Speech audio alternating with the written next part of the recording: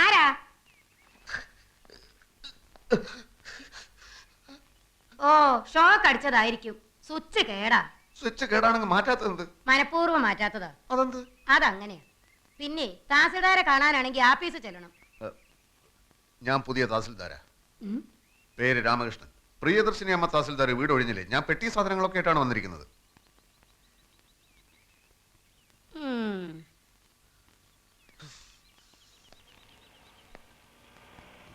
പെട്ടികളാർക്കട്ടെ sir. ഞാൻ പറയാടോ. വീട് ഒഴിപ്പിക്കാൻ വന്ന മഹാനാരാ? ഞാനാ ഇപ്പോഴും ഇവിടുത്തെ തഹസിൽദാർ. പ്രിയദർശിനി അമ്മ? അമ്മയും ചേച്ചിയൊന്നുമല്ല. യെസ്, പ്രിയദർശിനി. മേഡം ഇത്ര ചെറുപ്പാണെന്ന് ഞാൻ അറിഞ്ഞില്ല. അതിവിടെ പ്രസക്തമായ ഒരു കാര്യമില്ല. തൽക്കാലം ചാർജ് ഒഴിയാൻ ഞാൻ തീരുമാനിച്ചിട്ടില്ല. അതുപോലെ തന്നെ ഈ വീടും. എന്നെ ഇവിടെ പോസ്റ്റ് ചെയ്തിരിക്കുകയാണ് മേഡം. ഒരു കസേരയിൽ 2 പേർക്ക് ഇരിക്കാൻ ബുദ്ധിമുട്ടായിരിക്കും. മേഡത്തിന് ഇവിടുന്ന് ട്രാൻസ്ഫറും എനിക്കിവിടെ പോസ്റ്റിങ്ങും. എന്റെ ട്രാൻസ്ഫറിന്റെ കാര്യം നിങ്ങളല്ലല്ലോ തീരുമാനിക്കേണ്ടത്. എന്റെ പോസ്റ്റിങ്ങിന്റെ കാര്യം എനിക്ക് തീരുമാനിക്കാമല്ലോ. ബോർഡിലുള്ള പ്രമാണിമാർക്ക് നിങ്ങളുടെ പോസ്റ്റിങ്ങിനേക്കാൾ പ്രധാനം എന്റെ ട്രാൻസ്ഫർ ആണെന്ന് എനിക്കറിയാം. അധികാരികളുടെ വിടുപണി ചെയ്യാൻ പ്രിയദർശിനി കിട്ടില്ലെന്ന് മനസ്സിലായപ്പോ കൂടുതൽ സംസാരിക്കാൻ എനിക്ക് താല്പര്യമില്ല.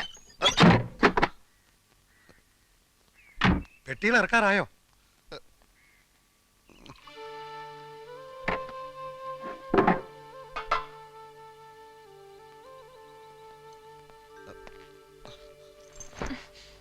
ഒരേ ഡിപ്പാർട്ട്മെന്റിൽ ജോലി ചെയ്യുന്ന ഒരു സഹജീവിയാണ് ഞാനെന്നുള്ള പരിഗണന വേണ്ട. ഞാനൊരു മനുഷ്യജീവിയല്ലേ.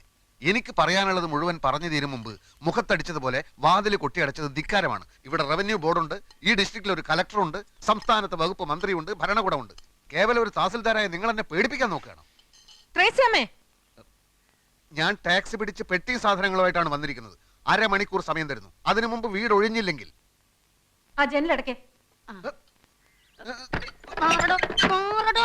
ജനലടക്കം ഞാൻ സമ്മതിക്കില്ല. മര്യാദക്ക് വീട് ഒഴിയുന്നത് നല്ലത്. സമ്മതിക്കില്ലേ?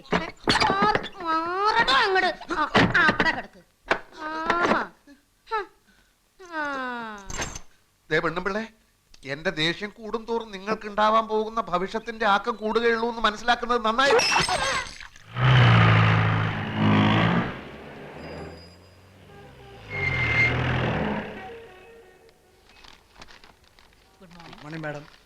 ആ തങ്കപ്പമ്പിള്ള വന്നോ? അപ്പൊ വന്നില്ല? വന്ന ഉടനെ എന്നെ കാണാൻ പറയൂ.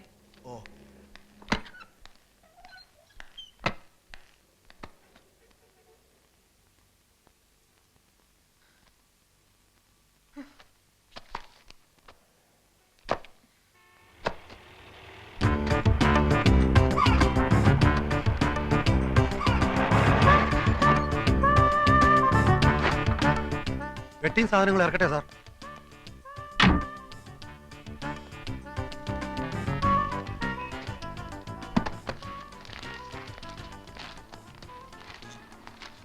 തഹസിൽദാർ അകത്തുണ്ടോ?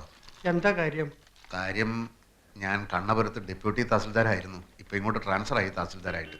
ആ സാർ ഇരിക്കും. ഇരിക്കണമെന്നില്ല, ഞാൻ മേഡത്തിനെ ഒന്ന് കാണട്ടെ. ആളെത്തിയല്ലോ അല്ലേ? സർ, അതാണ് മുറി.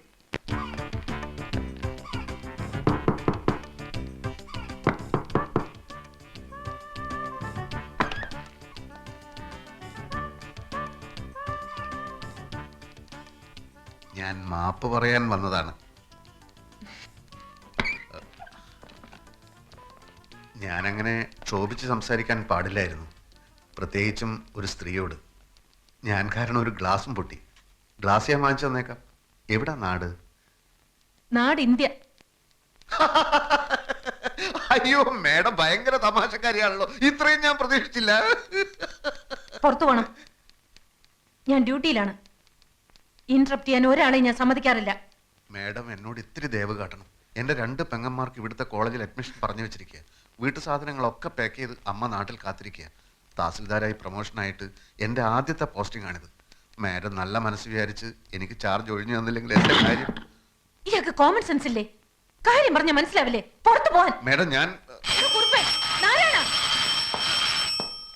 ഇയാൾ എന്നെ ജോലി ചെയ്യാൻ സമ്മതിക്കുന്നില്ല. മേഡം ഞാൻ get lost I say.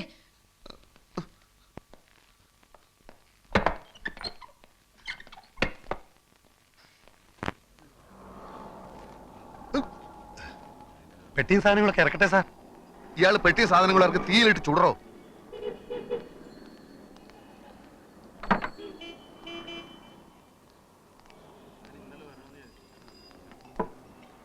Sir ഇവിടെ പോസ്റ്റിംഗ് കിട്ടി വന്നതല്ലേ, ചുമ്മാ ആ സ്ത്രീയുടെ മുമ്പിൽ താണു കൊടുക്കേണ്ട കാര്യം എന്താ?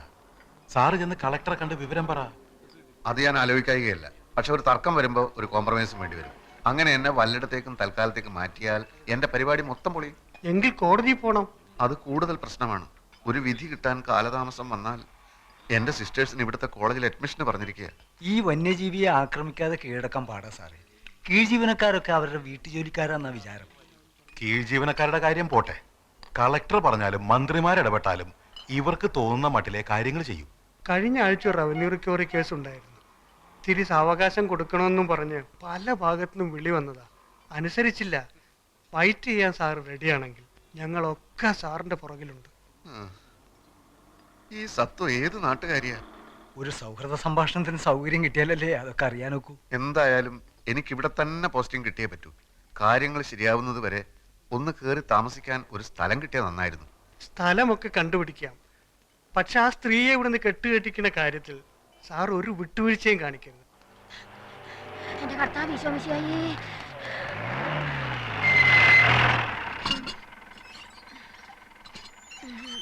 ഒരു കാര്യം തന്നെ പലതവണ പറയണോ? എങ്കിൽ പറയാം. ഞാൻ ഓഫീസിൽ നിന്ന് വരുമ്പോ സാധനങ്ങൾ വാങ്ങിച്ച് ഗേറ്റിൽ കാത്തു നിൽക്കണം. മനസ്സിലായോ? ഞാൻ നേരത്തെ വീട്ടിൽ നിന്ന് ഇറങ്ങിയതാ സാറേ. പലചരക്ക് കടയിൽ നല്ല തിരക്ക്.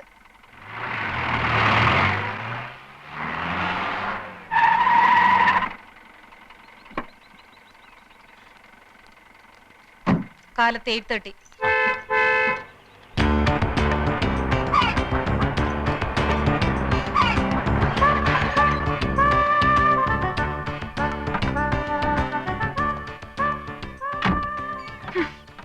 പെട്ടികൾ ഇറക്കേണ്ട ആവശ്യമില്ലല്ലോ സാർ. ഇറക്കണോ പെട്ടികള്?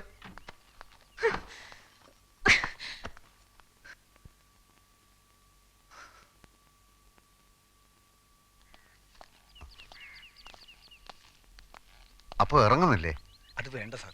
ഈ വീട് സംഘടിപ്പിച്ചതിന് പുറകിൽ ഞങ്ങളാണെന്നുള്ളത് അടുത്ത വീട്ടിലെ വന്യജീവി അറിയണ്ട. എങ്കിൽ ഞങ്ങൾ പോയിക്കോട്ടെ. കാണാം. പറ്റുമെങ്കിൽ രാത്രിയിൽ വരാം. ഓ കാണാം. ഞാൻ ഈ കാറിൽ വീട്ടിലിറങ്ങാം. ഫോൺ നമ്പർ തന്നല്ലോ. ആ. എന്ത് ആവശ്യം ഉണ്ടെങ്കിൽ വിളിച്ചാൽ മതി. എനിക്ക് ഒരേ ഒരു ആവശ്യമേ ഉള്ളൂ. എത്രയും പെട്ടെന്ന് ചാർജ് എടുക്കുക.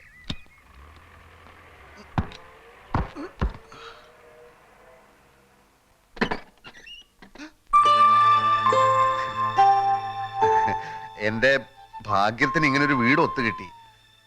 മാഡത്തിന് എപ്പോഴെങ്കിലും ആ വീട് ഒഴിയാൻ തോന്നിയാൽ ഇവിടെ ആവുമ്പോ എനിക്ക് എന്റെ പെട്ടി സാധനങ്ങളും എടുത്ത് എളുപ്പത്തിൽ അങ്ങോട്ട് കയറാമല്ലോ.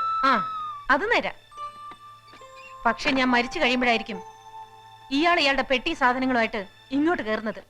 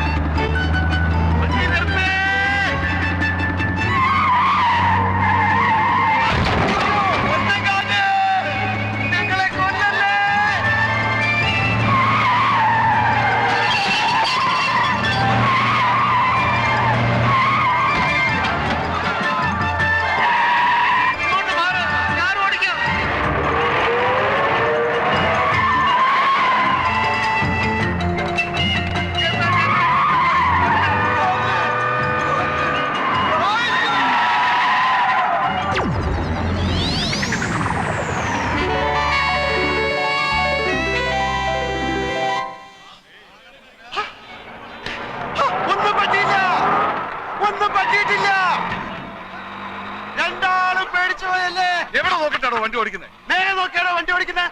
അതുകൊണ്ടല്ലേ ഞാൻ സഡൻ ബ്രേക്ക് ഇട്ടതാ. വണ്ടി എടുത്ത് മാറ്റണം. ആജ്ഞാപിക്കരുത്. അപേക്ഷിക്കൂ.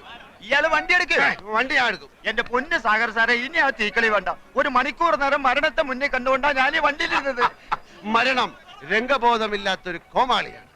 ആഗ്രഹിച്ചിരിക്കുമ്പോൾ അവൻ വരില്ല, പ്രതീക്ഷിച്ചിരിക്കുമ്പോൾ അവൻ വരില്ല. വെടിയുണ്ടയുടെയും ബോംബിന്റെയും ഇടയിൽ കിടന്ന് യുദ്ധം ചെയ്യുന്ന പട്ടാളക്കാരൻ ലീവ് കിട്ടി നാട്ടിലെത്തുമ്പോൾ സ്വന്തം പെരടത്തിലെ തേങ്ങ വീണായിരിക്കും മരിക്കുന്നത്.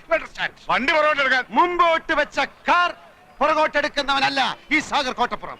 ട്രാഫിക് ബ്ലോക്ക് ചെയ്തിട്ടാണോ തന്റെ ഒക്കെ പ്രസംഗം? വണ്ടി എടുത്ത് മാറ്റണോ? കാക്കിയെ ഭയക്കുന്നവനല്ല സാഗർ. ക്ഷമിക്കണം സാർ, ഇദ്ദേഹം സുപ്രസിദ്ധ നോവലിസ്റ്റ് സാഗർ കോട്ടപ്പുറം. സാർ, അദ്ദേഹം വെള്ളം അടിച്ച് കുറച്ച് ഓവറായി പോയതാ. തന്നോട് വണ്ടി എടുക്കാനല്ലേ പറഞ്ഞു? എന്താ ആരും കൂടെ വന്നാട്ടെ. സാറ് വണ്ടി വണ്ടി കയറ്. സാറേ.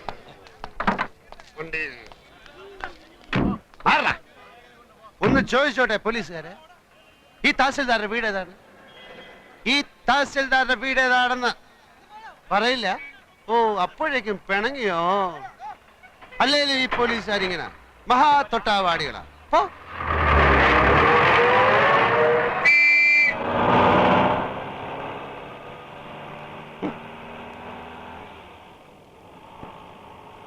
ഡ്രൈവറെ, തഹസിൽദാരുടെ വീട് അന്വേഷിച്ചു. ചോദിച്ചു പോവാ. നിർത്തരുത്. ഈ വീട് കണ്ടിട്ട് ഒരു തഹസിൽദാരുടെ വീട് പോലെ തോന്നുന്നില്ലേ? ഇത്രയും വലിയ ബംഗ്ലാവോ? ആയിക്കൊടുന്നില്ല. എന്തായാലും സംശയം തീർത്തിട്ട് പോവാം.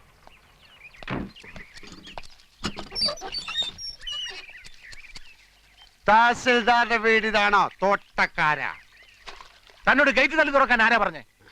തഹസിൽദാർ രാമകൃഷ്ണന്റെ വീടാണോ അല്ലയോ എന്നാണ് ചോദിച്ചത്. മുഖത്ത് കണ്ടില്ലേ? ഗേറ്റിൽ വലിയ അക്ഷരത്തിൽ എഴുതി വെച്ചിട്ടുണ്ടല്ലോ അഡ്വക്കേറ്റ് ഗോപിനാഥൻ എന്ന്. എഴുതി വെച്ചത് മുഴുവൻ സത്യമാകണമെന്നില്ലല്ലോ.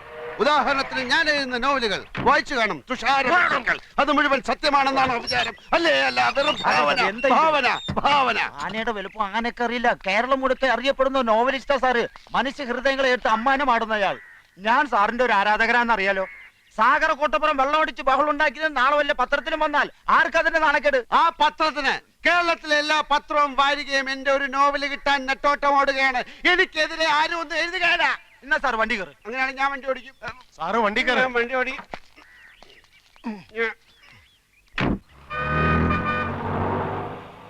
സാർ എത്ര നാള് കാണും ഈ തഹസിൽദാരുടെ കൂടെ? 30 ആഴ്ചക്കുള്ള ഒരു തുടരൻ ഉടൻ വേണം. ഒരു സർവീസ് സ്റ്റോറിയാ ഉദ്ദേശിക്കുന്നത്. ഒരു സർക്കാർ ഓഫീസിലെ അഴിമതി, കുതികാൽ വെട്ട്, പ്രേമം, ഗർഭം, അതൊക്കെയാ വിഷയം. അപ്പൊ സർക്കാർ ഓഫീസിലെ രീതികൾ, ദൈനംദിന ജോലികൾ, മറ്റ് വിശദാംശങ്ങൾ, രാമകൃഷ്ണനുമായ ഒരു ചർച്ച. അതിപ്പോ എത്ര ദിവസം എടുക്കുന്നൊന്നും പറയാൻ മേല. ഈ രാമകൃഷ്ണ തഹസിൽദാരായി ഇങ്ങോട്ട് സ്ഥലം മാറ്റം വാങ്ങിച്ചു കൊടുത്ത ഞാനാ. നല്ലവനാ, പക്ഷെ ഒരു കുഴപ്പമേ ഉള്ളൂ. 3 പെഗ് കൂടുതൽ അടിക്കുകയല്ല. ഞങ്ങളെ രാമവർമ്മ ക്ലബിലെ ചീട്ടുകളി ഫ്രണ്ട്സാ. സാറ് ചീട്ടും കളിക്കൂ? ആ, കാശ് വെച്ചേ കളിക്കൂ. സാറിന്റെ നായകന്മാരൊക്കെ എന്തുമാത്രം സൽഗുണ സമ്പന്നന്മാരാ. ആ നായകന്മാരുടെ സൃഷ്ടാവ് ഇങ്ങനെയുള്ള ആളാണെന്ന് ആരാധകർ അറിഞ്ഞാൽ പറഞ്ഞ ഒരു തേങ്ങയിലടോ.